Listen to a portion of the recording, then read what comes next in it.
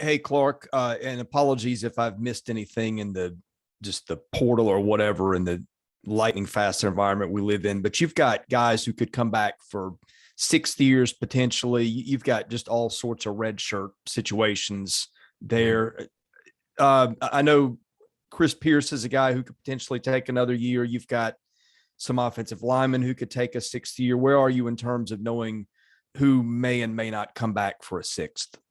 I think we have a good indicator that of who's back. I mean, the team's training; it's a discretionary week, so they're already starting work towards year two.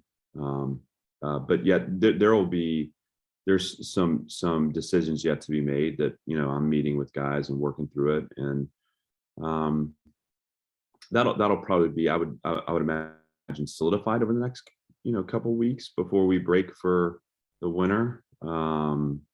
It is the seems like the ground is constantly shifting. But what I know is the team that returns will be ready for the task at hand and energized for it. And then the areas where we'll have turnover in our roster will be healthy too. And just because someone's not back doesn't mean that they weren't great contributors for us. And I celebrate that. And yet I think for anything that's new, it's about bringing that new growth in and giving that new growth room to grow and develop on the field. So we'll work through it. It's definitely a different time in the landscape of college football, but all positives. Bobby? Yeah, Clark, what are your plans in terms of potential, staffing changes, including possibly offensive coordinator? And I guess how have you gone about evaluating that? Well, right now our focus is on recruiting, to be honest with you. It'll be kind of a 2-week sprint here to the early signing day, and we're kind of all working in earnest on that. We'll address the staff and all that is entailed there, once the recruiting waters settle a little bit. But I'm pleased with our growth together. I think that there were a lot of strides made. I think chemistry within the staff is critical, and I see that. And so we'll as a staff have discussions after recruiting, and that'll give way to all those decisions that need to be made moving forward. Chris, you have another?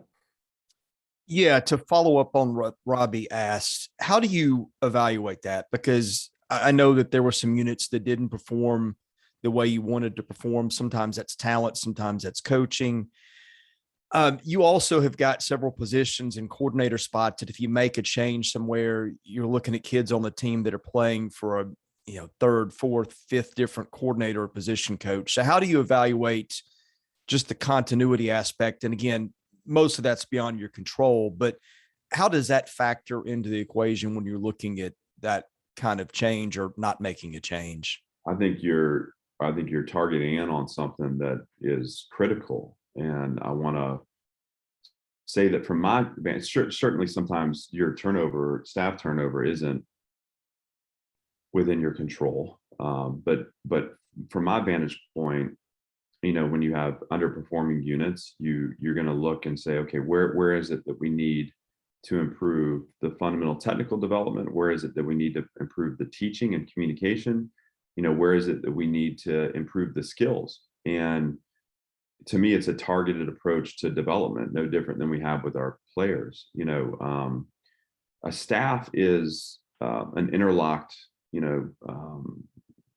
organism. It's something that has the ability to grow and evolve and adapt in the way it interacts within itself, right? Like, a linebacker coach working for a defensive coordinator, O-line coach working for an offensive coordinator, so on and so forth. Developing those relationships and that experience together compounds growth within the staff. And so I don't see it as, I will never see it as a situation where, you when you have issues, you look for the escape hatch. To me, it's where you have issues, you address them, you work to grow together, and you work to push evolution for the position coach or within the position room that allows for the advancement. But what I do know is the more that you can keep language the same, the more that you can deepen interpersonal relationships. That's something these kids haven't had a chance to experience. And so that's something that I'm really excited for them to experience here moving forward. I can tell you that my 4th year at Notre Dame was one of my favorite I've ever had as a coach, just because my guard was down. We had such depth of relationship. That it was fluid always, and it just makes it fun. So we want to create that here too. And not that we didn't have issues, we'll address those, but we address them with the mindset of development, just like we do with our players. Robbie? Yeah, I guess now that you've had a chance to look at the full season and evaluate and everything like that, what how active do you expect to be in the transfer portal? Do you think you could take maybe more guys than what you would do normally, just because of all the roster movement and needing to build up from a 2-10 season? Well, I don't feel. First of all, normally. The portal, like normal behavior for us in the portal, I don't think has been defined, because we didn't have the ability or the room to do anything there a year ago. And I will also say that, when you look at sustained growth or building to sustained growth, you're still looking at a high school player being valued a little higher from a standpoint of, in 2 years, they'll be hitting their stride for year 3 and year 4. The transfer portal sometimes is a 1-year transaction, could be a 2-year transaction, but not that there's not value in that. But for me, the formula within this program and the patience required and the discipline required here is to understand that, that high school player is going to be a 3rd, 4th, and 5th year player in this league that we can develop in our systems. That gives us the best chance at putting the best team on the field to compete at the highest possible level. So to address your question specifically, we will absolutely look at the portal as a way to strengthen depth, as a way to support areas that we feel like need support. And yet the focus is going to be first on stocking that freshman class with what we feel like is talented players that can impact change immediately, but also can develop into high level SEC performers. How the balance of that is to be determined, right? We're working through that now, and it's all recruiting. So even the transfer portal is about recruiting too. We got to recruit division. We have to show where the need is, and through that process, we'll put this roster in the best shape we can. Joe. Yeah, Clark, following up on that, on the portal, the idea of, obviously you want to have, 4 and 5 year players and have that foundation. Do you feel like it's become more difficult to, maintain, recruiting classes over that duration because of the portal in the past few years? Like, how does that enter into the equation for you?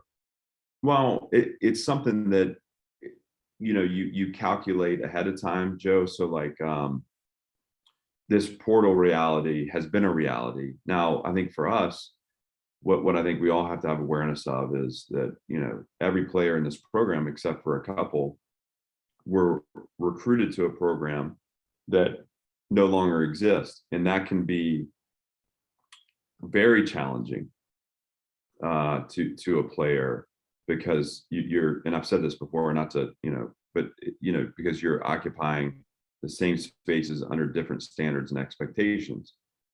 So naturally, your retention rate adjusts accordingly.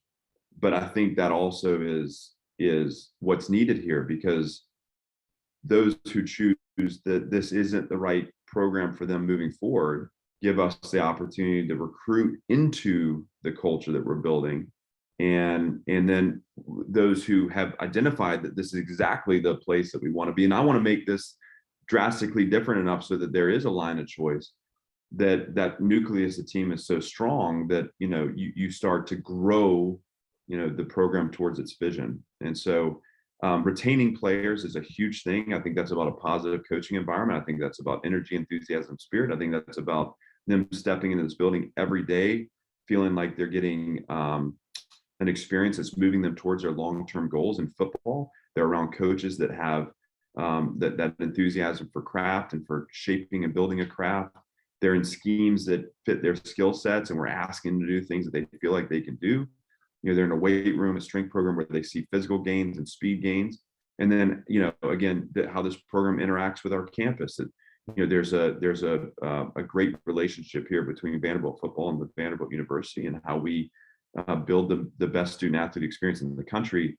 That focus, we're still working through that, right? So, but that focus is what allows you to retain people. They believe if there's a vision, if there's a purpose, right, in this, and if they feel supported, it's those three things: support, vision, and purpose that is in front of them every day.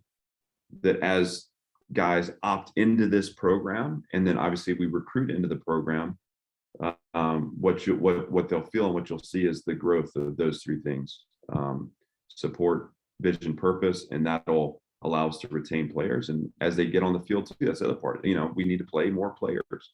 That'll be a focus for us heading into year 2 also. Chris Harris. Hey, Clark, I'm curious, what question are you and your staff getting the most from recruits as you try to sell them?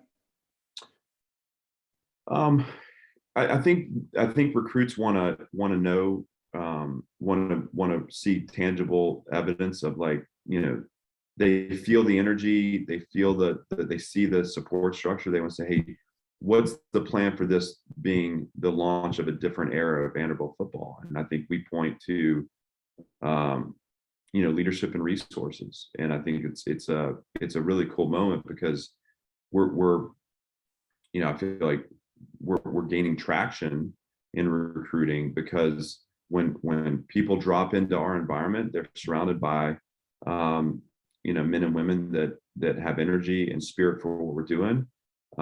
They see the plans ahead of us for Vandy United, and they see an athletics director and a chancellor that are not desperate, but are energized to get this program to its potential. And so, I think those things mark this as a new era of Vanderbilt football, and it's a fun conversation to have. It's one that we can really, let our hair down with if I was able to do that. Chris Lee. Yeah, I know that culture change was a big thing. Previous staffs may have had different standards with respect to off the field stuff, classroom things, practice habits, any number of things.